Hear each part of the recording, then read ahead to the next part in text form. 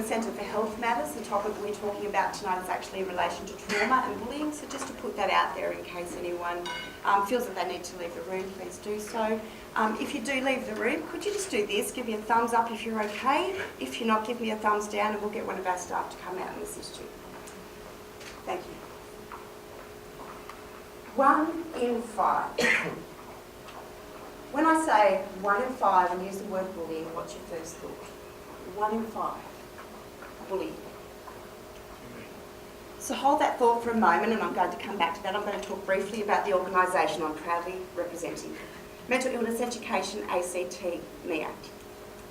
We've been operating in the ACT for around 20 years, just over 20 years, and we're a group of volunteers. We go out into schools, into the workplace, into the community, and we share our own personal experiences of what it's like to live with a mental illness. We get to go out and speak to young people about what recovery looks like, what some of our challenges are, how we go about seeking help, and we give young people the opportunity to ask questions that they don't usually get to ask, so it's an invaluable service. These are our 3 missions, which is to raise awareness, to reduce stigma, and to encourage young people to seek help. And that's why I'm here tonight. I'm here to ask for your help. We'd like to develop and launch a bullying prevention program with a difference.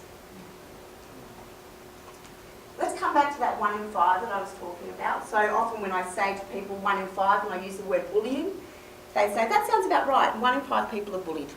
Sounds about right? Yep. In actual fact, research shows us that 1 in 5 people have participated in bullying or harassing behaviour in their lives. The victims of bullying are much higher than 1 in 5.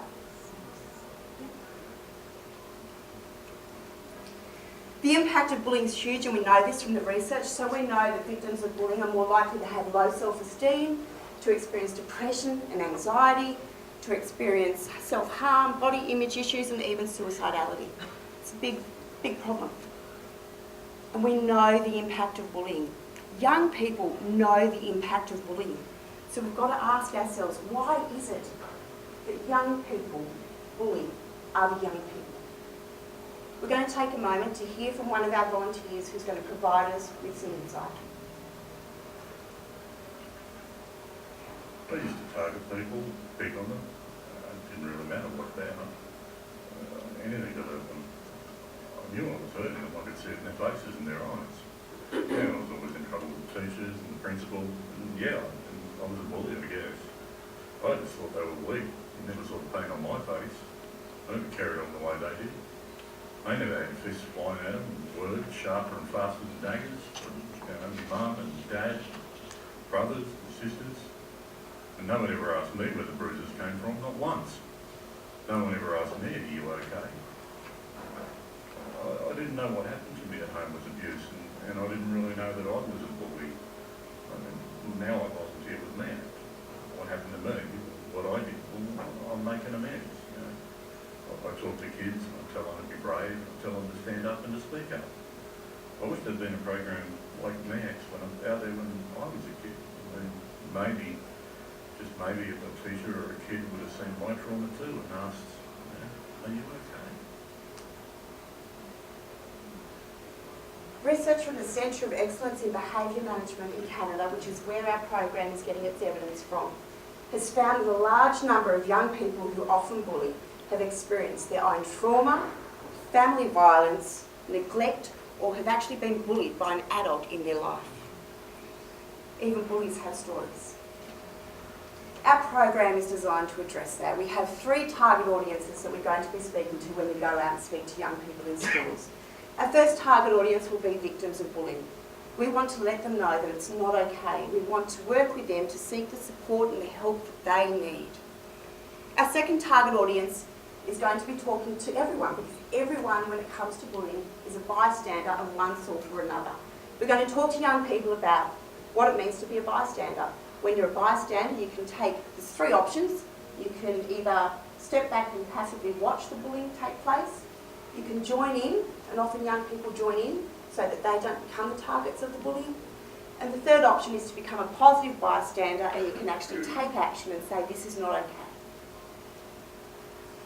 A key feature of this program, which is being led by the research coming out of Canada and which makes it unique, is that we're actually going to be supporting young people to seek help and to change their behaviour. These young people that are participating in bullying behaviour, the bullies themselves. Like I was talking about before, often there's a reason that bullies bully. Not always the case, but more often than not. So we want to start having that conversation with young people so that they can get the help to be the best they can be. Currently we have a $10,000 grant kindly given to us from Commonwealth Bank.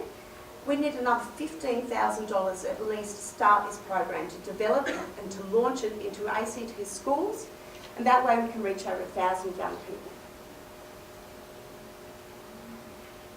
I'm here tonight to ask you for your support to be able to get this program off the ground. $10,000 is what we have. We only need a small amount of, I mean, this is the thing I love about MEAD. We need small amounts of money to do incredible work. This program doesn't actually excuse bullying behaviour. I'm the mother of 5 young people, and 2 of my young people are victims of bullying. One for his sexual orientation, and the other because she has red hair and freckles. Bullying doesn't discriminate. MEAC's program is going to take a new approach to bullying. I'd like to leave you with a quote from Jewish Rabbi Berg, who works with young people who have a trauma background and end up becoming bullies. He works with them to change their behaviour to break that pattern. And he says, hurt people hurt people. That's how patterns get passed on from generation to generation to generation. And we need to break the chain today, because love is the weapon of the future. I ask you please to help us start to break that chain. Thank you.